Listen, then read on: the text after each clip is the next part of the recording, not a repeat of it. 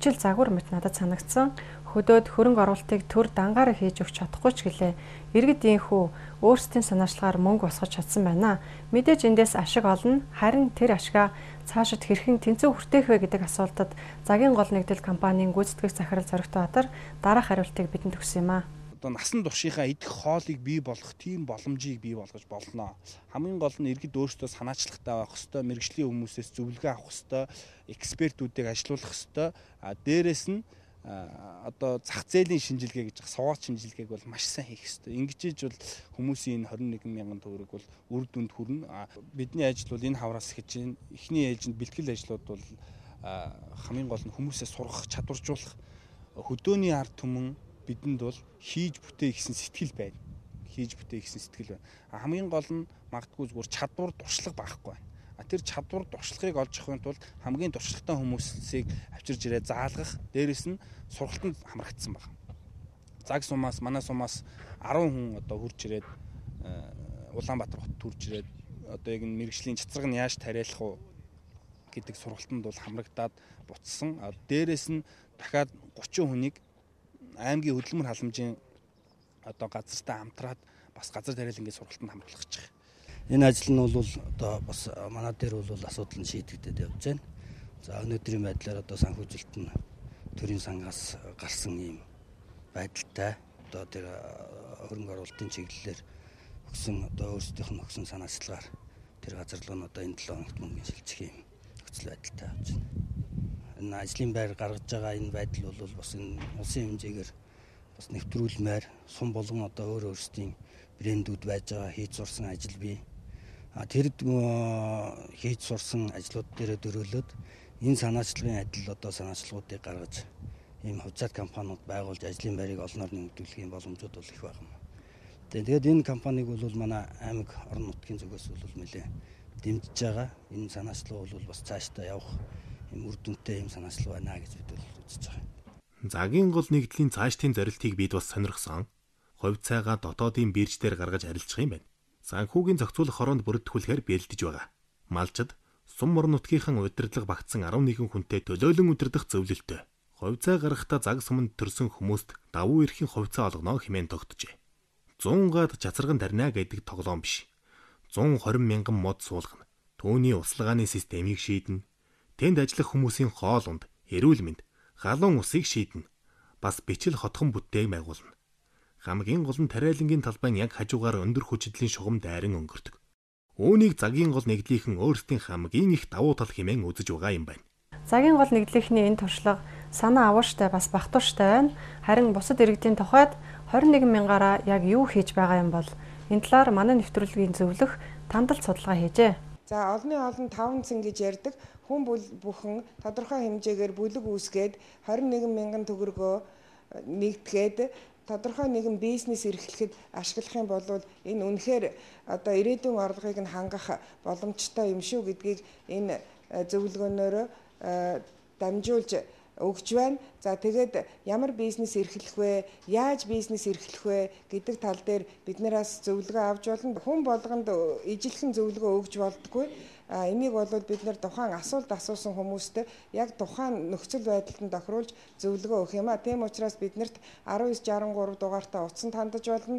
Мөн иргэдийн санхүүгийн боловсрол зориулсан санхүүгийн лавлах мэдээ сониныг тогтмол уншихыг зөвлөж байна. Манай нэвтрүүлгийн санхүүгийн зөвлөгөөний уламжлалт болон эхэлж байна. Манай энэ болонг эдийн засгийн ухааны доктор профессор Оюун Бэлтгэн хүргэдэг байгаа. Оюун багшийн удаа ямар зөвлөгөөг онцлон бэлтгэсэн бол хамтдаа сонсъё.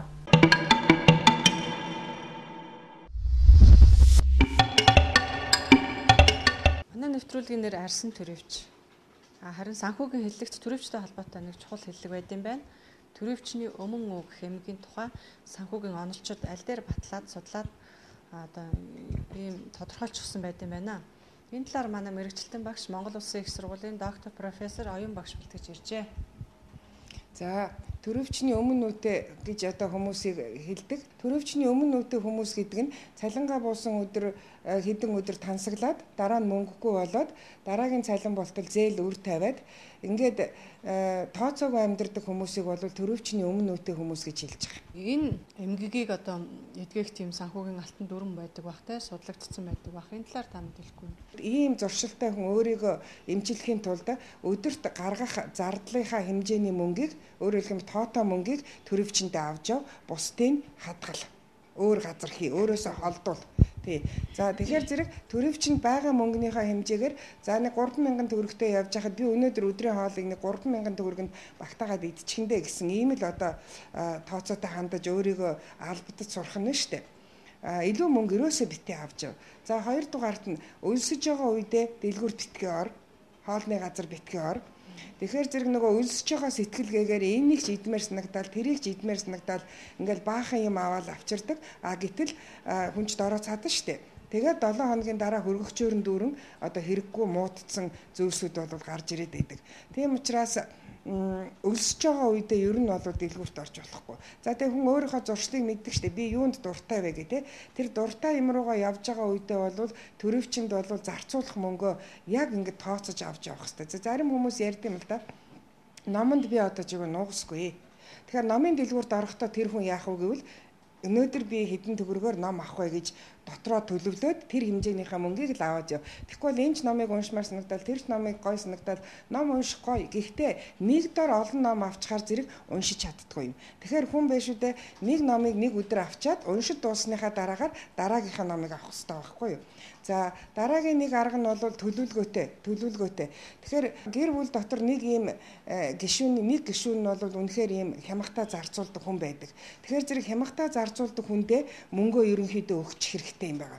За би үржих гээд байна. Чи энэ мөнгийг аваад байж байгаараа бид нэр хэрэгцээтэй үедээ тэр мөнгөө авъя гэд. Ингээд гэр бүлийнхаа тэр хамгийн одоо нямбай зорьсон зорилгодоо хүрч чаддаг тийм хүндээ мөнгө хадгалуулах нэг арга байгаа. Зөвхөн хамгийн шилдэг арга бол бид нэр хамгийн ихний 1-р дугаараараа өгчээсэн өөрөөсөө илүү гарсан мөнгө болгоныг хамгийн өндөр хүүтэй хадгаламжинд хий. Тэгэх юм бол хүн урамшаад нөгөө хадгаламжийн мөнгө нь хүү авчирна, дээрээс нь бас тодорхой хэмжээнд хүрэх гээд хүн нэмээд байдаг. Энэндээ хүн урамшдаг, энэндээ одоо өөрийгөө үнэлдэг. Тэгээд аажмаар хадгаламж хийгээ сурчдаг.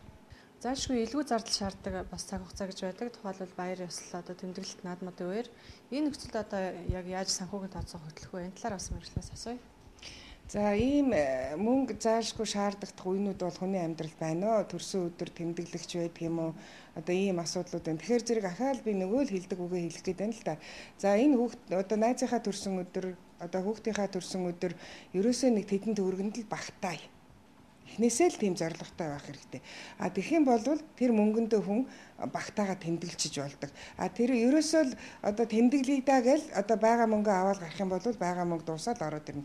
Зөвхөн хэмнэхэд бол өөр бас зөндөө аргууд байна л да. Жишээлбэл би одоо ингээл дотроо бодоо явдаг юм да. Манай монгол хүмүүсийн одоо нэг хэмнэж чаддгүй нэг юм хэлбэрүүд бол зөндөө байна.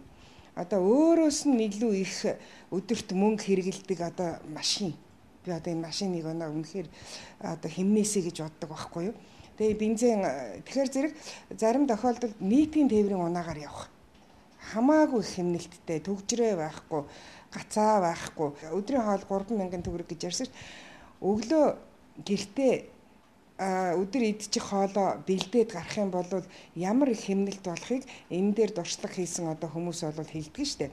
Эрүүл, цэвэрхэн хоолыг идэх боломжтой. Тэгэхээр зэрэг их үйлсэн хүн чинь ресторан лүгүүгээд орчин, цайны газар лүгүүгээд орчин. Гэтэл ажил дээрээ цай буцалгаад, ус буцалгаад уулаа гэрээсээ авчирсан юмаа идлээ хэдэн төгрөг хэмнэх вэ? Хэдэн өдөр хэмнэх вэ? Том хэмнэлт гардаг байхгүй. Тийм учраас та бүгнийг дардлаа бичиж байгаа тэн дээрээсээ хэмнэх одоо аргуудаа өөрсдөө олоод тэгээд бас биднээс зөвлөгөө аваарай гэж хүсэж байна. Ухаалаг хэрэглээ бол маш сайн хэмнэлт юм а гэдгийг манай мэргэжилтэн багш энэ удаагийн зөвлөгөө харууллаа.